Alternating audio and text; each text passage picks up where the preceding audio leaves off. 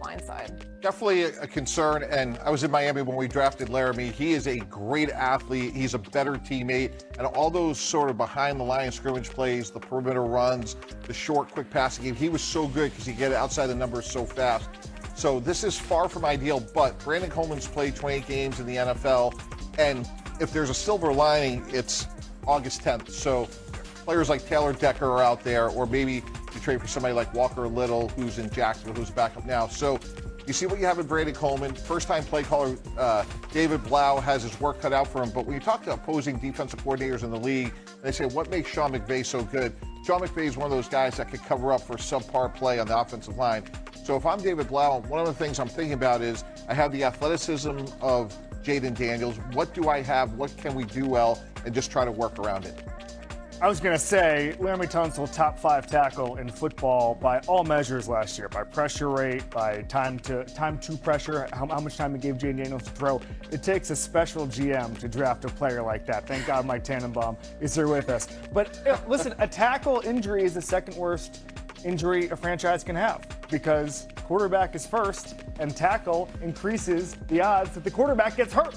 And so this is a really big deal. This is a really big deal for a pivotal season for Jayden Daniels, where I think everybody's wondering when rookie year Jayden Daniels is going to come back. Well, last year, he was bottom 5 against the blitz by all measures. And teams know what to throw at him when he's healthy. Obviously, he's got to be healthy for him to get that rookie year form back. But I just look at this offense, and I see Jayden Daniels having to go into Superman mode. And if you're saying there's injuries on the offensive line, I talked to Jayden Daniels on Saturday. And I said, who's the most underrated guy on this team? And he said, it's a unit. It's the offensive line. And he's talked about Laremy Tunsil.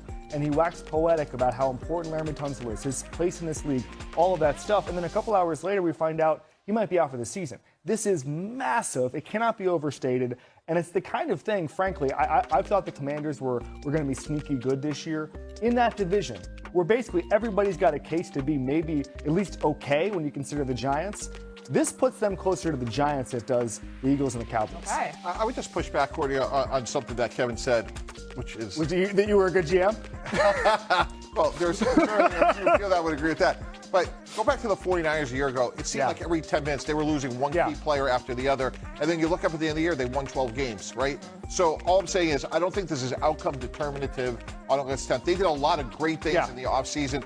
LT's really important to them. I don't mean to minimize it. Look, they're paying him $30 million for a reason, but we can't minimize all the other things that they did really well in the offseason. Pushback on the pushback. The Niners started as a much more talented team than the Commanders are this year. I think the roster talent, 1 through 53, there was a lot more depth in San Francisco by that electrical substation than there is with the Commanders. I don't know if the pushback to the pushback, but Jayden Daniels' A game is better than either Mac Jones or Brock Purdy. So he can change the whole calculus himself, but he's going to have to obviously change their approach, missing Laremy Tunsil. I mean, they pay him this offseason. They clearly value him as a long-term part of their plans, and he won't be there for a while. Seems like wishful thinking to trade for a left tackle in training camp. If you don't have a left tackle on your roster right now, I don't think many teams would be willing to give those up. We don't typically see that happen. But you said something about how this puts them closer to the Giants in their own division.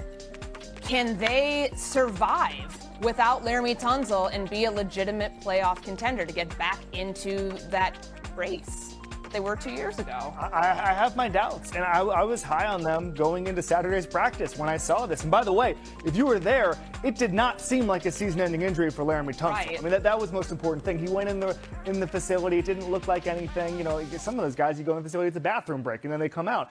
It was that level of concern, which is about a 2 out of 10, and all of a sudden we get that update a couple hours later, which was frankly stunning if you were at that practice. But I don't think it is so hard to roster talent. The Eagles still have, even with the losses they had, one of the most talented rosters in football. The Cowboys, we know they're going to have, if everybody's healthy, a top 5 offense. If that defense gets to average, all of a sudden we're talking division type of winner, 10, 11 wins, okay? I don't know if the Commanders can get there without everything breaking right, and this is an example of things not breaking right. So do we need to change expectations for the Commanders team? Not at all. And what's the definition of a franchise quarterback? Make those around you better. And again, maybe this is not the right analogy, but every year we talk about Patrick Mahomes and, you know, they're missing X, they're missing Y. And I'm not saying Jayden Daniels is Patrick Mahomes, but what I am saying is 2 years ago, he did have 31 total touchdowns. took his team to the Final Four. We've seen him elevate multiple programs going back to college. So, again, Courtney, like, this is not ideal whatsoever. Teams tell you what they think of players by how much they pay them. So I do think, though, you have a month to get around this and realize, like, okay, what can we do? Can we trade? How does Brandon Coleman look? How could, from a play calling standpoint, adjust things? I'm with you, Mike. Last year we did tiers, quarterback tiers, and I had Jayden Daniels at the top. And the reason I had him at the top with the greats of the game was I think if you're at the top tier, the A tier for quarterbacks, you prop open a championship window automatically. I didn't see that last year, even when Jayden Daniels was healthy. And I'm going to give him some grace just because of the season that went along with it. There's always sophomore slumps. A lot of times the slumps are more roster-based to me than performance-based, but we'll put that aside for a second. I would love to be surprised by Jayden Daniels this year and get back to that form where I have him in the A tier of quarterback tiers. I just think I look around this division and I see a floor raised with the Giants. I still think they finished third in the division in Washington, but I just don't see how they bridge the gap with Philadelphia and bridge the gap with Dallas. I just don't see it. And I'll tell you, if the three of us were drafting the four quarterbacks in the NFC East, I'm still not so sure we wouldn't draft him one, maybe second overall of those four quarterbacks. Second. Dak's still number one. So it's pretty high expectations if you're still drafting him 1 or 2, but he's in year 3 now. This is always the year we talk about quarterbacks, especially first rounders. If they can pick up their 5th year option the following offseason, are they going to get close to being cemented as the franchise guy? Yeah, and just to be clear, they will sprint to pick up the 5th year option. That's not the debate yet. The debate is he going to grow? I mean, it's not C.J. Stroud. He didn't have the fall off that C.J. Stroud had.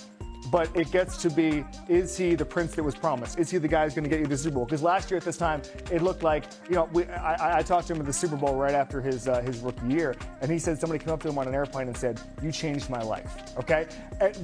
Is it that level of franchise quarterback where he's the Mahomes, the Burrow, Lamar Jackson, Josh Allen, where he's changing guys' lives? Well, you mentioned C.J. Stroud. C.J. Stroud, too, had a terrific rookie season, and then we had the same question for him. Year 2 and year 3, is it make or break? And every year since then has been that for C.J. Stroud. Is it the same for Jayden Daniels this year? But the C.J. Stroud thing started with problems on the offensive line that I thought caused regression in his game.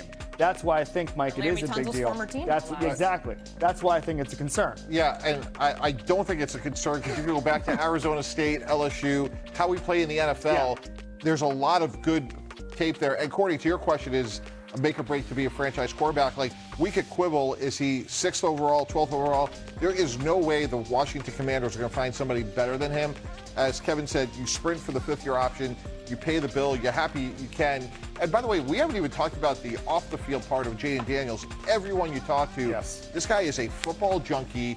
He watches more film than anybody, and he brings his teammates along. So when you're in a major market like he is in the Northeast, the temperament, the ability, like, they're lucky to have him. It was a great draft choice. And look, they were smart. They were trying to protect him. Obviously, this is a bump in the road, but I think they could overcome it. And there's got to be some responsibility that he puts on himself, too, to try to stay healthy, to not take unnecessary hits, to make sure that his body is bulked up enough to be able to withstand a 17-game regular season schedule. What does success look like for him? Yes. He set the bar up here in year 1. Is it getting back to the NFC Championship? Sure. I think it's more abstract than that. So they hired the new offensive coordinator. Mike mentioned it earlier. The one thing that they want to get more of is explosive plays down the field. And I think the one thing that we forget,